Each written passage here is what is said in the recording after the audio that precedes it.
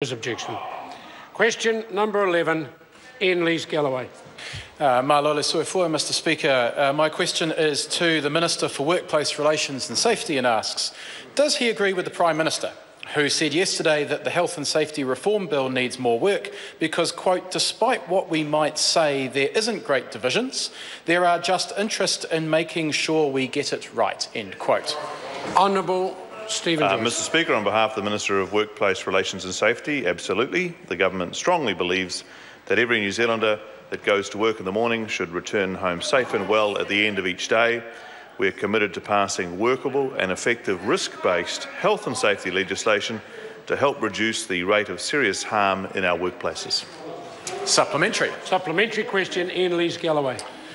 If he does agree with the Prime Minister that the bill needs more work, why did he originally ask Jonathan Young to call a meeting of the Select Committee to conclude deliberation on the bill a day early? Because he wanted to proudly reveal the contents of the bill when he addressed the Safeguard Health and Safety Conference at Sky City this morning. Honourable Stephen Joyce. Well, Mr Speaker, on behalf of the Minister for Workplace Relations and Safety, the matters of the Select Committee are for the Select Committee. Supplementary question. Supplementary question, Iain Lees-Galloway. How disappointed is he to have been rolled by his own caucus on a bill he is proud of and was eager to talk about publicly?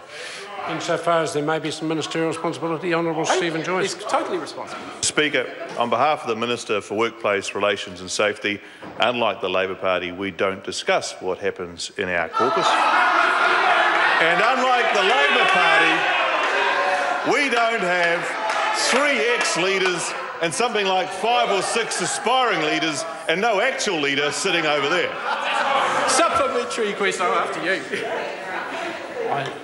Point of order, Grant Robertson. Mr Speaker, I seek leave of the House to table the transcript of the 7-minute interview Judith Collins gave about what happened in the National Caucus. It will not be necessary to put that link.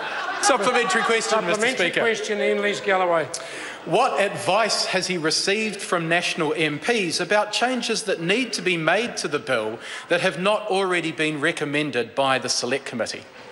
Honourable Stephen Joyce. Mr Speaker, on behalf of the Minister of Workplace Relations and Safety, we're constantly reprising and considering our views on a range of legislation. This is a very busy government, as we know. This is a 289-page bill, and it is a complex bill, and it's important that we all get it right, because this has an impact on all sorts of businesses and people up and down the country. Supplementary question, Iain Lees-Galloway. Has he been advised which national MPs are revolting against his bill? Is it Chester Burrows, a good bloke sidelined by the Prime Minister and taking up every... Order, there's no ministerial responsibility. Order, Mr Speaker. Point of order, Iain Lees-Galloway. I asked my question very carefully, and I asked if the Minister has been advised on, and it's a question about advice he has received relating to a bill he's in charge of. Well, if the member then I'll allow that question that's just been asked, but there is no need to add the names as the member was heading on down to do so in his first supplementary. I'll allow the Minister to ask that part of the question. Repeat the question, Mr Speaker. Just that question, otherwise I'll rule it out. Oh, I've got to give him some help. Mr Speaker, my question to the Minister, has he been advised which national MPs are revolting against his bill? Honourable Stephen Joyce. Mr Speaker, on behalf of the Minister for Workplace Relations and Safety, can I say to the member his salivation at the prospect of that occurring is about 3,000% in excess of any chance of it actually occurring. Question number 12, Scott Simpson. Thank you, Mr Speaker.